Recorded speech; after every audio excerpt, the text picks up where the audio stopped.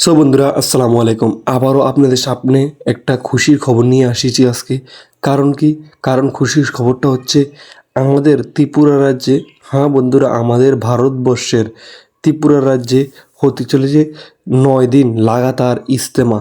1 দিন, 2 দিন, 3 দিন না, লাগাতার 9 দিন ইজতেমা হতে চলেছে।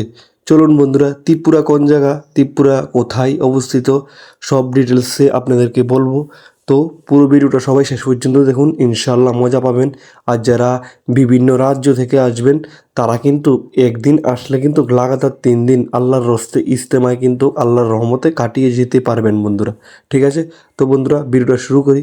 তো বন্ধুরা প্রথম কথা হচ্ছে ত্রিপুরা আমাদের ভারতবর্ষে এর মধ্যে যে 29টা রাজ্য আছে, এই 29টা রাজ্যের মধ্যে ত্রিপুরা কিন্তু একটা রাজ্য। ত্রিপুরা কোথায়? ত্রিপুরা হচ্ছে আমাদের 7 সিস্টার যে রাজ্যগুলি আছে, 7 সিস্টার রাজ্যগুলির মধ্যে আসামের পাশে কিন্তু ত্রিপুরা। ত্রিপুরার 3 দিকে বাংলাদেশ আর একদিকে আসাম ও মিজোরাম। এই ত্রিপুরার মধ্যে এবার আমাদের দিল্লির মুরব্বি সাহেবরা মিলে মাসোরা করেছে যে এবার ত্রিপুরায় 3 জায়গায় 3 দিন করে লাগাতার 9 দিন ইজতেমা হবে। চলুন বন্ধুরা, প্রথম কথা হচ্ছে কেন 3 দিন করে লাগাতার 3 জায়গায় ইজতেমা হবে সেটা তুলে ধরি। বন্ধুরা, আমাদের যে দিল্লির মুরব্বি সাহেবরা আছে তারা যেটা মাসোরা করে সেটাই কিন্তু পুরো ভারতে বিশ্বে কিন্তু আল্লাহর রহমতে এটাই কিন্তু ইজতেমার খাতিরে কিন্তু কাজ হয়। প্রথম কথা হচ্ছে বন্ধুরা, আমাদের পুরো ত্রিপুরা রাজ্যে মিলে একটা ইজতেমা হতো। হয়তো এটা সুনামুড়া সাব ডিভিশন হতো, হয়তো এটা আগরতলা বিশালগড়ের দিকে হতো, হয়তো এটা আমাদের কৈলাস শহরের দিকে কিন্তু এটা হতো। কিন্তু বন্ধুরা এই বছর আমাদের মুরব্বি সাহেবরা এটা মাসোরা করে মিটিং করে করেছে যে এবার 3 দিকে হোক। প্রথম একটা দিকে হচ্ছে আমাদের যে কৈলাস শহর আছে আসামের পাশে একটা জায়গা, এখানে হবে। তারপরে হবে বিশালগড়, তারপরে হবে কিন্তু বন্ধুরা আমাদের এখানে উদয়পুরে হবে, যেখানে আমাদের গোমতী ডিস্ট্রিক্ট আছে। হয়তো সিরিয়াল নাম্বারটা আমার সঠিক জানা নেই, আমি সিরিয়াল নাম্বার সঠিক জেনে কিন্তু আরেকটা আপনাদেরকে ভিডিও বানিয়ে দেব, প্রথম কোন জায়গা হবে, তারপরে কোন জায়গা, তারপরে কোন জায়গা। ঠিক আছে বন্ধুরা? কিন্তু আজকে আপনাদেরকে এই খুশির খবরটা দেওয়ার জন্যে কিন্তু এসেছি।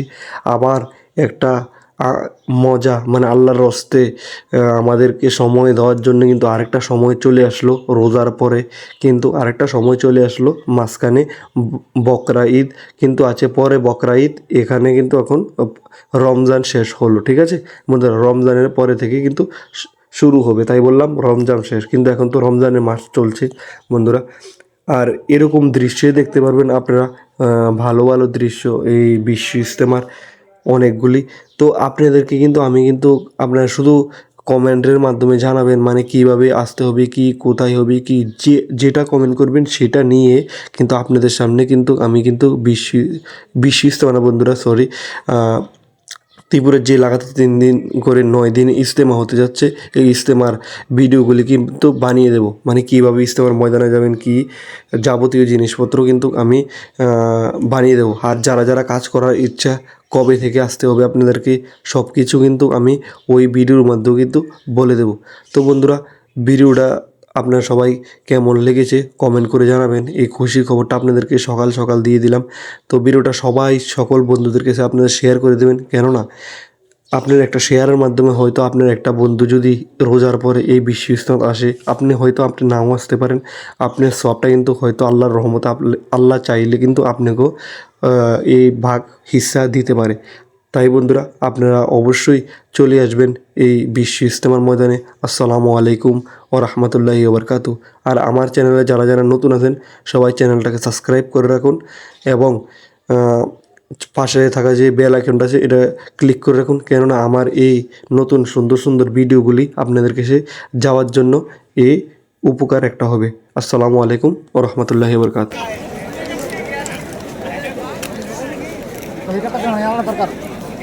হানি না আলাদা দুল পরিমাণে দুল